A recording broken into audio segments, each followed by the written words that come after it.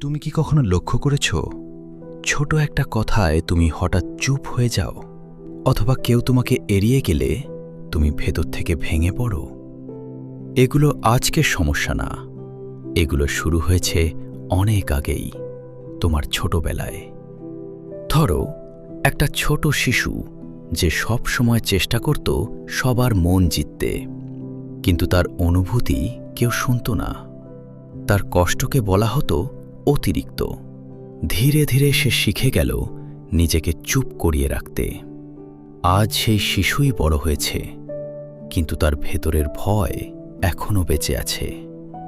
তোমার মস্তিষ্ক একটা জিনিস খুব ভালোভাবে মনে রাখে: সেফটি আর ডেঞ্জার।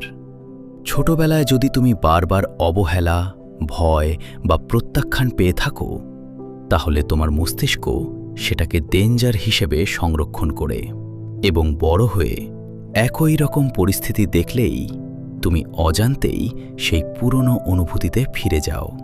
তাই তুমি যখন কাউকে হারানোর ভয় পাও বা অতিরিক্ত ওভারথিঙ্ক করো, এটা দুর্বলতা না, এটা তোমার ভেতরে সেই ছোট শিশুর চিৎকার যে একদিন শুনতে পায়নি। তুমি ঠিক আছো। কিন্তু সত্যিটা হলো, তুমি এখন আর সেই ছোট শিশু না। তুমি এখন নিজের অনুভূতিকে বুঝতে পারো এবং নিজেকেই সেফটি দিতে পারো। হয়তো তোমার অতীত বদলানো যাবে না, কিন্তু তুমি চাইলে তোমার ভবিষ্যৎ বদলাতে পারো। কারণ হিলিং শুরু হয় তখনই যখন তুমি নিজেকে অবশেষে বুঝতে শুরু করো।